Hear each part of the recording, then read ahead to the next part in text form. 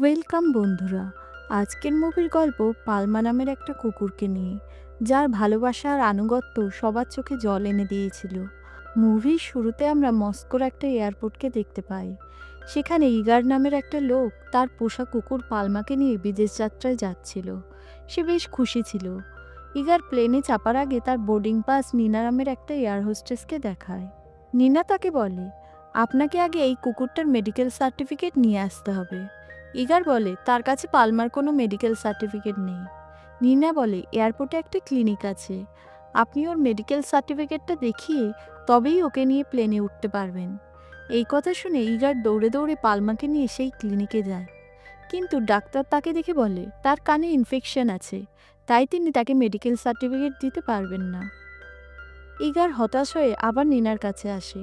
সে তার কাছে কাকুতি মিনতি করে যে সে যেন পালমাকে তার সাথে নিয়ে যেতে দেয়, কারণ সে ছাড়া পালমার আর কেউ নেই। তাই সে পালমাকে নিয়ে যেতে চায়। সে বলে সে অনেক কষ্ট করে বিদেশের চাকরিটা পেয়েছে, সেখানে যাওয়াটা তার খুব জরুরি। সেখানে যেতে না পারলে চাকরিটা তার হাত থেকে চলে যাবে। এমনকি সে তার হাতে পায়ে ধরতে শুরু করে। পালমাকে দেখে নিনার মায়া হয়। সে পালমাকে তার সাথে নিয়ে যেতে অনুমতি দেয়। কিন্তু তখনই সেখানকার সিকিউরিটি হেড জুরিনা আসে। ইগার তাকে তার প্রবলেম বলে। জুরিনা তার সাথে খুব বাজে ব্যবহার করে আর বলে এটা তাদের নিয়মের বাইরে। সে বলে তোমার কি এটা কি কোনো সার্কাস বা চিড়িয়াখানা বলে মনে হচ্ছে? সার্টিফিকেট ছাড়া তুমি পালমাকে নিয়ে প্লেনে চাপতে পারবে না। ইগার বুঝে যায় যে সে কোনোভাবেই পালমাকে নিয়ে প্লেনে চাপতে পারবে না। এদিকে তার জন্য তার চাকরিটা খুবই দরকারি। তাই সে পালমাকে প্লেন থেকে বেশ খানিকটা দূরে নিয়ে যায়। সে নিজের পকেট থেকে একটা বল নিয়ে অনেক দূরে ছুঁড়ে মারে। পালমা বলটা আনতে সেটার পেছনে ছোটে। ইগার সেই সুযোগে ছুটে প্লেনে উঠে যায়। পালমা বলটা নিয়ে এসে দেখে ইগার তাকে সেখানে ফেলে একাই প্লেনের সিঁড়ি দিয়ে উঠে যাচ্ছে। কিছুক্ষণ পরে প্লেনটা টেক অফ করতে শুরু করে। সেই সময় নিনা দেখে পালমা প্লেনটার পেছন পেছন ছুটছে, কারণ সে তার মালিককে হারাতে চাইছিল না। ছুটতে ছুটতে সে প্লেনের সামনে চলে আসে। পালমাকে দেখে পাইলট প্লেনটা থামিয়ে দেয়। তখন পালমা একপাশে এসে ইগারের উদ্দেশ্যে ডাকতে থাকে যাতে তার মালিক তাকে তার সাথে নিয়ে যায়। কিন্তু প্লেনের ভেতরে ইগার সবকিছু শুনতে পেয়েও চুপচাপ বসে থাকে। সে তাকে কিছু বলে না।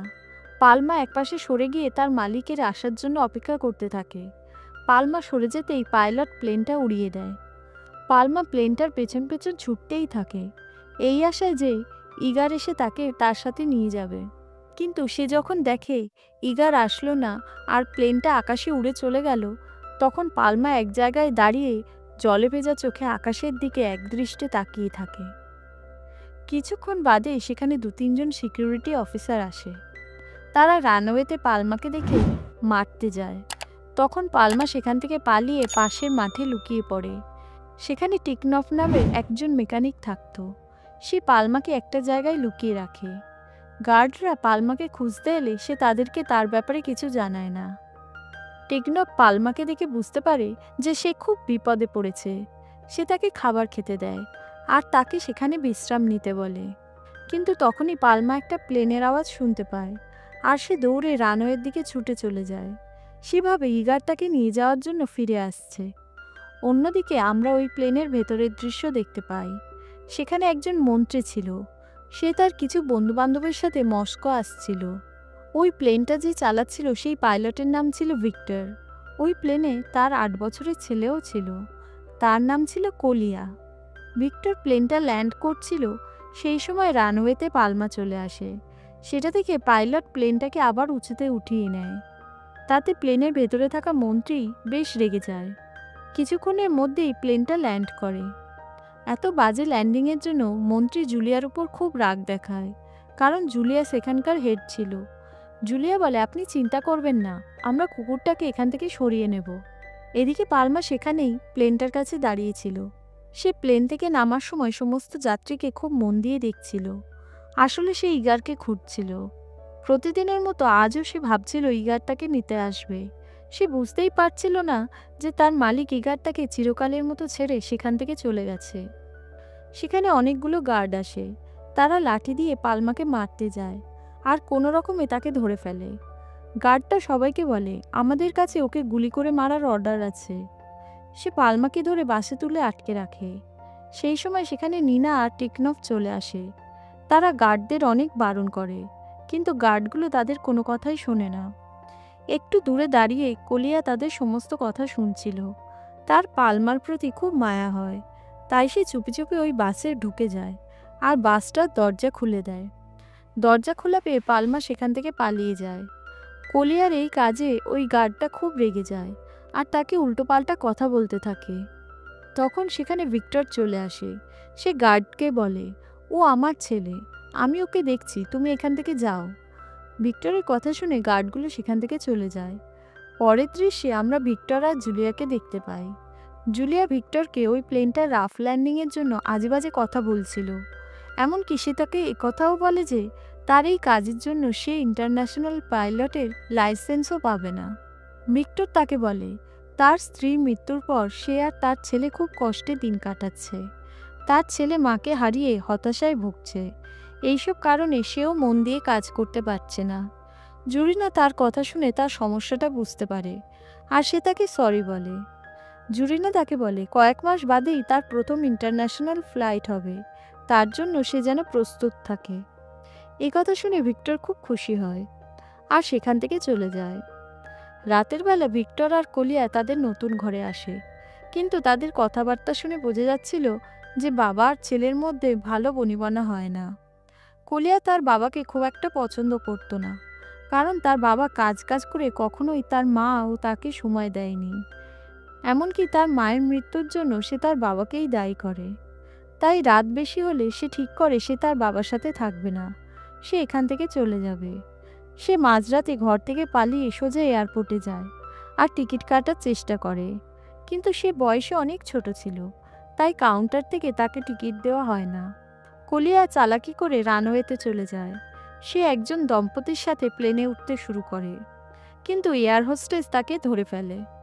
সে তাদেরকে বোকা বানিয়ে সেখান থেকে পালিয়ে যায় আর প্লেনের টায়ারের পাশে গিয়ে লুকিয়ে পড়ে। সেই সময় সেখানে পালমা চলে আসে। সে কলিয়াকে দেখে ঘেউ ঘেউ করে চিৎকার করতে থাকে। তার ফলে গার্ড কলিয়াকে দেখতে পেয়ে যায়।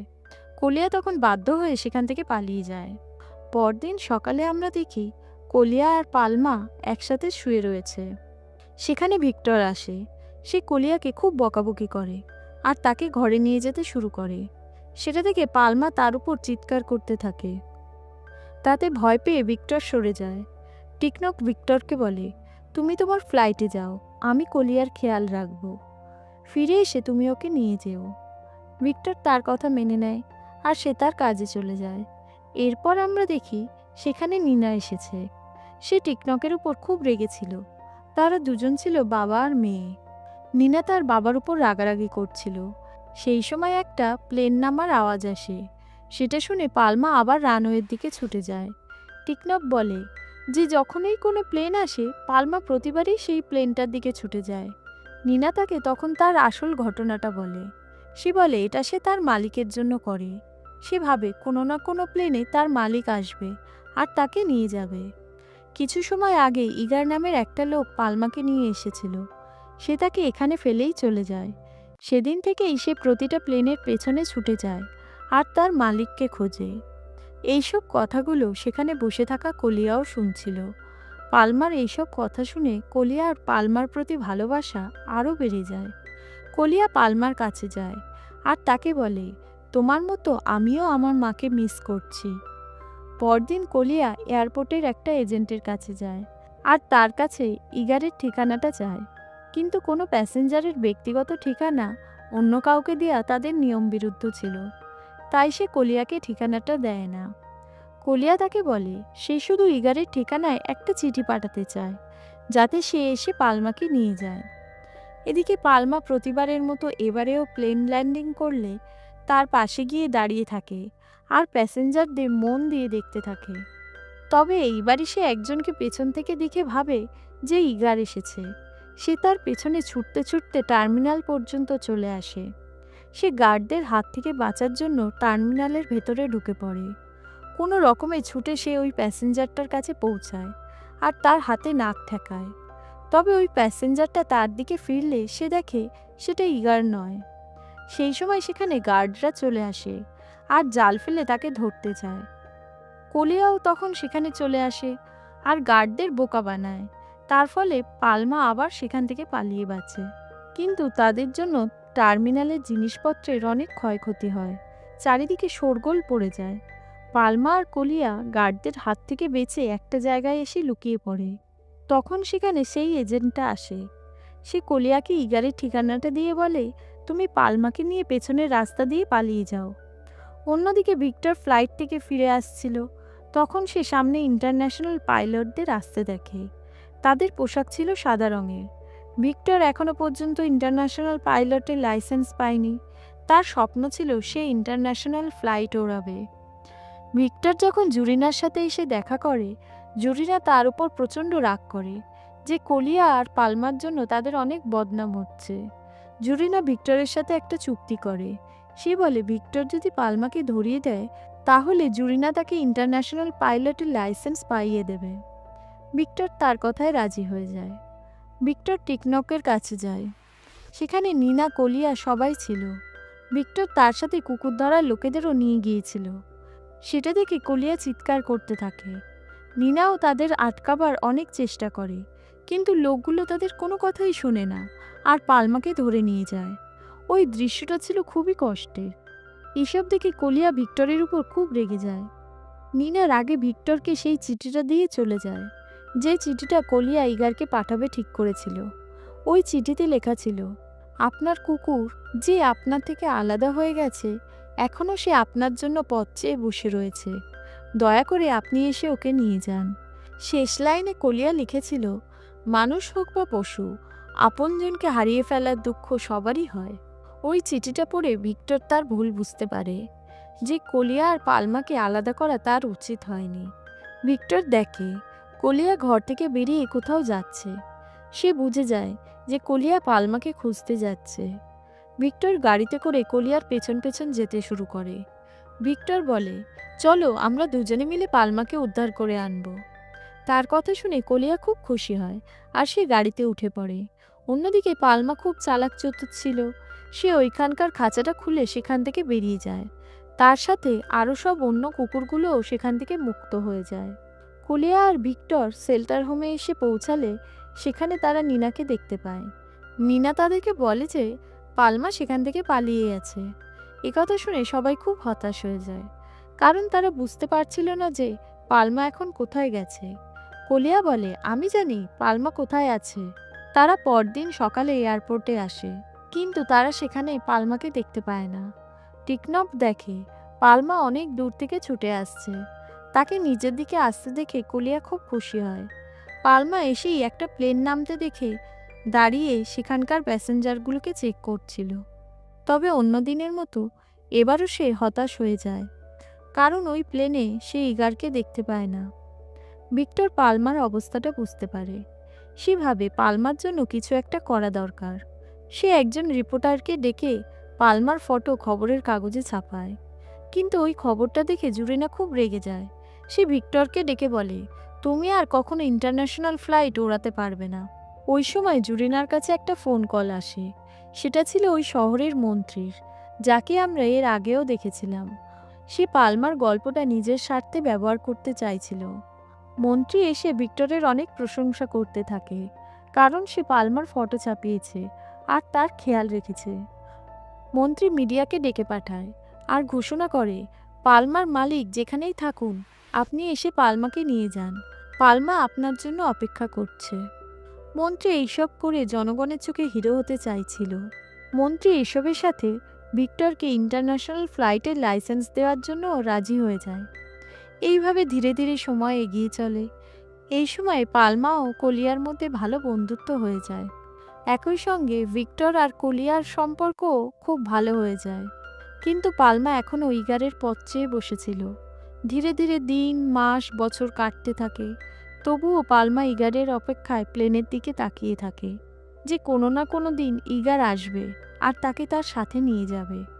আস্তে আস্তে সারা পৃথিবীর লোক জানতে পেরে যায় যে পালমা এয়ারপোর্টে তার মালিকের জন্য অপেক্ষা করছে। সে লোকেদের মধ্যে বিখ্যাত হয়ে যায়। লোকেরা তার সাথে ফটো তুলতে থাকে।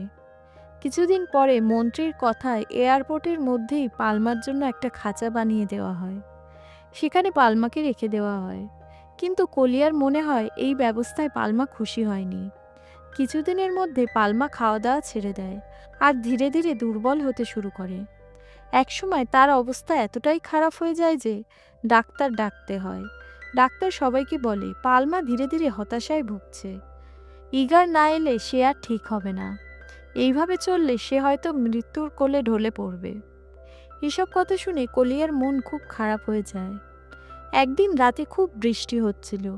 কলিয়া পালমার কাছে এসে দেখে সে বাইরেই বসে আছে আর বৃষ্টিতে ভিজছে। তার খুব শীত করছে।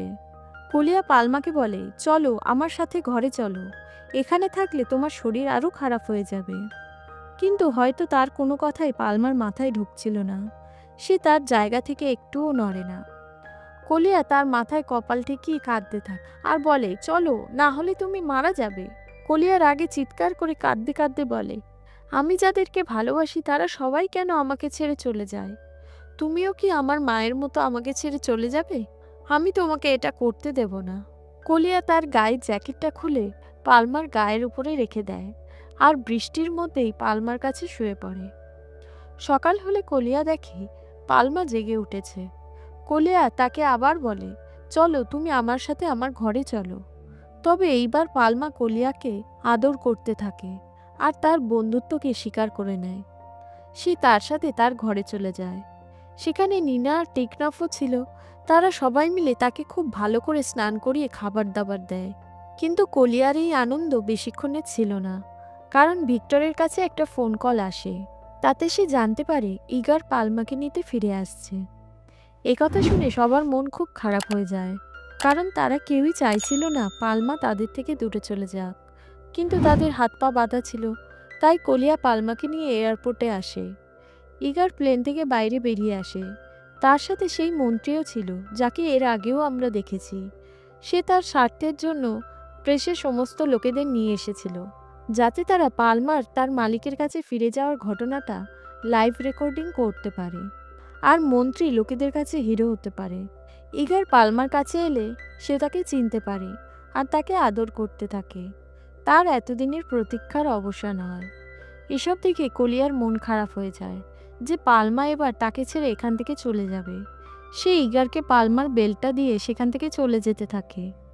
ভিক্টর এসব সহ্য করতে পারে না। সে ইগারকে একটু আলাদা করে ডাকে আর তাকে কিছু টাকা দিয়ে বলে, পালমাকে আমাদের দিয়ে দাও। ইগার তাকে বলে সে নিজেই পালমাকে এখান থেকে নিয়ে যেতে চায় না, কিন্তু তার কিছুই করার নেই। সে যদি পালমাকে এখান থেকে না নিয়ে যায়, মন্ত্রী তার প্রভাব খাটিয়ে তার বিদেশে চাকরিটা খেয়ে নেবে। কিছুক্ষণ বাদে ইগার পালমাকে নিয়ে প্লেনে উঠতে যায়, কিন্তু মাঝপথে পালমা তার দড়িটা টান দিয়ে অন্যদিকে দৌড়াতে শুরু করে, কারণ সে কলিয়াকে ভালোবেসে ফেলেছে আর এখন সে কলিয়াকে ছেড়ে যেতে চায় না। সে তার কাছেই থাকতে চায়। সেই সময় একটা গার্ড এসে তাকে ধরে নেয় আর জোর করে তাকে প্লেনে ওঠাতে চায়। এই সময় মুভিতে আসে আসল টুইস্ট। ইগার পালমাকে নিয়ে প্লেনে চাপে। সেই প্লেনটা ভিক্টরই চালাচ্ছিল। শেষ সময় ভিক্টর প্লেনটা চালাবে না ঠিক করে। তার কথা শুনে জুরিনা বলে, তুমি জানো তুমি কি করতে চলেছ? এর ফলে তোমার পাইলটের লাইসেন্স বাতিল হয়ে যাবে। ভিক্টর কিছু না বলে প্লেন থেকে বাইরে চলে আসে। এমন সময় প্লেনের এয়ার হোস্টেস ইগারের কাছে আসে। সে বলে, আপনাকে পালমার মেডিকেল সার্টিফিকেট দেখাতে হবে। তার কথা শুনে মন্ত্রী জুরিনার উপর খুব রেগে যায়। সে বলে, তোমরা এত নাটক করছো কেন? তবে জুরিনা বলে, এটা আমাদের বানানো নিয়ম আর এটা আমাদের মেনে চলতেই হবে। এদের সবার কথা শুনে ইগার পালমার চোখের দিকে তাকায়। পালমার ভিজে চোখ দেখে সে সবকিছু বুঝতে পারে। তাই সে পালমার গলার বেলটা খুলে দেয় আর বলে, পালমা রান। পালমা সেখান থেকে দৌড়াতে শুরু করে আর দৌড়াতে দৌড়াতে সে কলিয়ার কাছে চলে আসে।